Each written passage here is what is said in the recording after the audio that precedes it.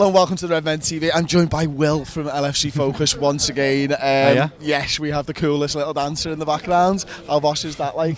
I mean, just smooth as. I think absolutely brilliant. I love that. So excited. She's excited because she's just got to watch Liverpool beat Cardiff by 4-1. Will, what were your first thoughts after that game?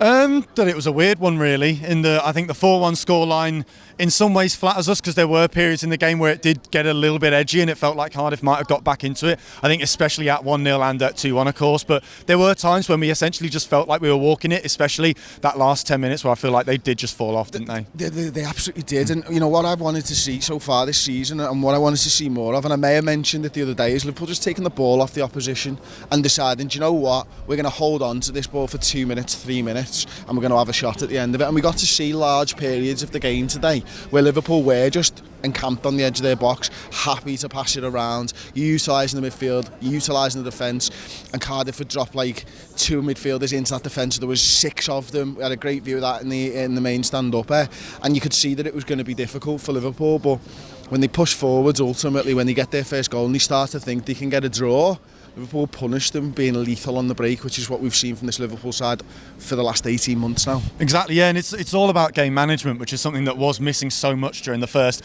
year or so of Jurgen Klopp. And you think if we had gone to that 2-1 scoreline with 10 minutes to go, it would have been a lot more difficult. But now this Liverpool team feels like it knows what to do in those type of situations. And like you said, also the way we just passed the ball around for like 2 or 3 minutes right on the edge of their box. I think what was so important about that was the speed that we did it as well. We were doing it on our own terms rather than Cardiff's terms, and I think that's what wore them out and sort of led to them not really having enough steam towards the end of the game, because we played the ball around so quickly and it just always kept them penned in as much as we possibly could. So I think at times Liverpool were really, really good today, and I think at times we did warrant the 4-1 scoreline. I think that's right as well. And you know, we've spoken already, and I think everybody's probably talking about Firmino and Shaqiri as potential difference makers, and those players were good. I really felt anyway. One of the players that I want to discuss first before we get on to those players is Roberto Firmino's performance, because good, but not great, and touch is there sometimes, touch isn't there sometimes.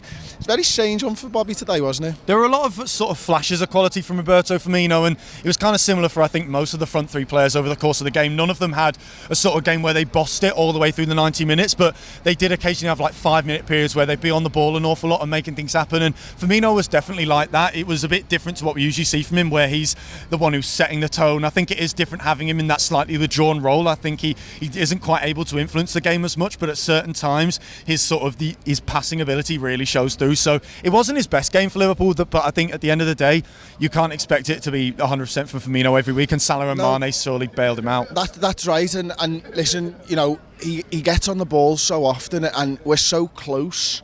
When we start playing those quick 1-2s with him, you can see what we're trying, and you know it's coming. So we're going to score like the perfect goal.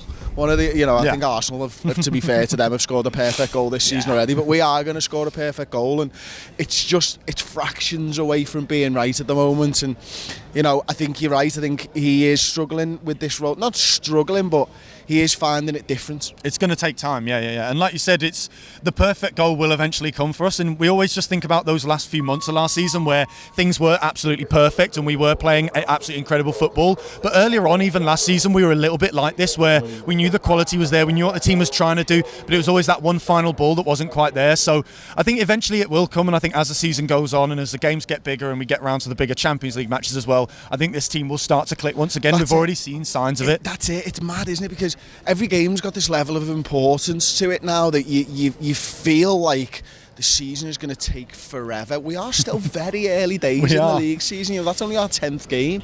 We're just about a quarter of the way through the season, aren't we? Just over, and you're thinking to yourself, man, these games are going to start coming thick and fast when it gets to that December period.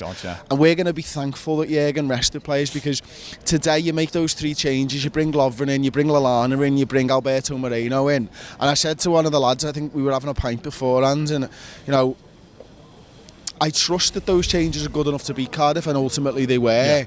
But there's that still something at the back of your mind that goes, he's going to get fucking annihilated if he makes these changes and we don't win this game. Yeah, exactly. And there's players like Moreno, they're the kind of key players that you look at and think, if we win, it's fine and no one ever talks about it again. But if we do end up losing or drawing, then everyone points to that kind of the Moreno inclusion, the Lovren inclusion as well, although I think he had an absolutely fine game, as did Alberto Moreno, and it doesn't look that great, but it's just something that has to be done, and we will feel the benefits, not just in that December period, but when it gets round to February and March, and we get those Champions League knockouts, and should we still be in the title race, every game becomes a crucial one. That's where these changes are we're really going to benefit from it. And that's it. It's not this game and the Arsenal game. Yeah. It is, he's thinking down the line, because we saw this last season from Jurgen. He'd make a lot of changes early on in the season. Now, I don't think he's made quite as many changes this season so far. Yeah. I think that, he's been a little bit hamstrung at times with the injuries that we've picked up, but I can see that this is a real plan for the future and for the future of this season,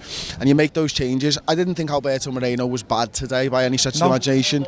He probably was at fault maybe for their goal. I think it was still a little bit unlucky. I think it comes off Van Dijk and Alisson can't do anything about it. It's a pity for me that we never got that clean sheet record. That would have been the 10th clean sheet in the top flight, wouldn't it, on the Bamson? Which would have been absolutely wild, yeah. You think of how many great Liverpool sides there have been over the years with great defences. That would have been the best. Yeah. I mean, this is...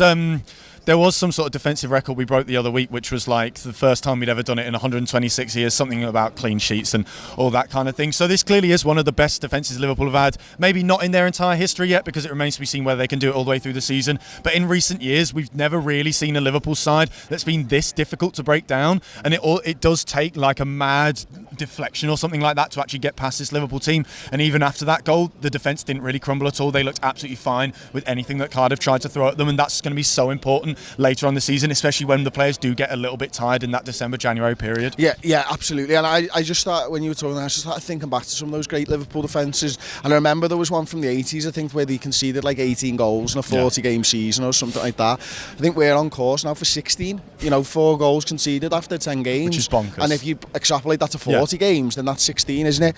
And Van Dijk and Robertson and Joe Gomez and Lovren, when they're stepping in, they're all doing a job there.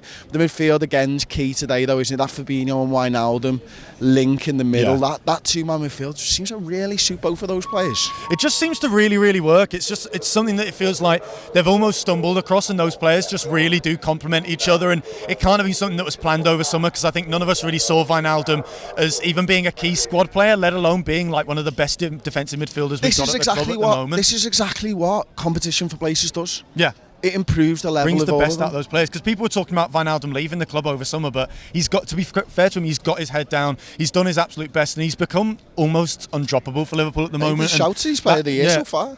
So far, definitely. I think he's been certainly the most consistent player. Whenever he plays, he's never really had a bad game. He's always really, really important to us. Yeah, he's been great, and Fabinho really looks like he's settled in alongside him. It feels like that's been the perfect partnership to bring Fabinho into this side. And we don't have to moan about the referee when you win 4-1, but I'm going to anyway, because I like to have a little bit of a moan. Like, he was absolutely useless today, wasn't he? There was a penalty decision on Salah. It looked like a stone wall pen from, the gods, where I was in the main stands upper.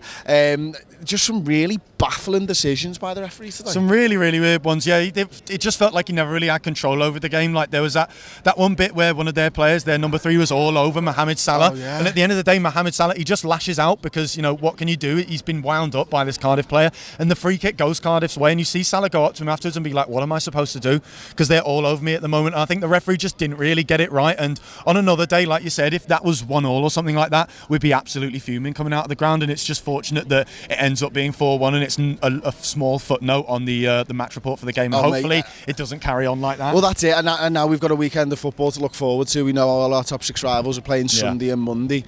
But the pressure is now on, and this is what I've wanted to see from this Liverpool side for a long time, and what I've wondered about this season. I genuinely do think Manchester City got the best squad in this league, and they are set up to win the league. But if you finish ahead of Manchester City, you win the Premier League, and that's why I want Tottenham to win. Because I still have that focus. I don't want them cutting each other's throats. I'd be happy with a draw, but I really want Tottenham Hotspur to win that game. And one of the things that I think about is that Manchester City walked away with the league last season. Now they have players there who've all won the league title now, but can they do it with pressure each and every weekend? And Liverpool have now turned the screw on them. It's completely different now for them, and they were never, I don't think, in this position last season where they had to win a game to keep up with someone else, especially a game as difficult as Spurs away at Wembley on a Monday night, you know. And I think that game, it's after an NFL match or something like that, so yeah, the pitch could be absolutely ruined. I think it was similar for their game against Barcelona as well, so it's going to be a really difficult game for City. They probably won't be able to play their usual football, and with that added pressure, it'll be really interesting to see how they get on. And I think with the run of fixtures that Liverpool have got at the moment, apart from that Arsenal game, we're absolutely set to just keep the pressure on them all the way through, and we'll just see what happens. And at the end of the day, if they win the league by 3 points or something like that, it's not the worst thing in the world, because Liverpool will have absolutely had to push them all the way for that kind of thing. Yeah, and that's it. We'll have learned something about this side. Will, thanks very much for joining me once again on the Instant Match Action. Don't forget to check out Will's channel, LFC Focus, on YouTube. Don't forget to like the video, subscribe to the Redmen TV on YouTube, and we'll see you next time.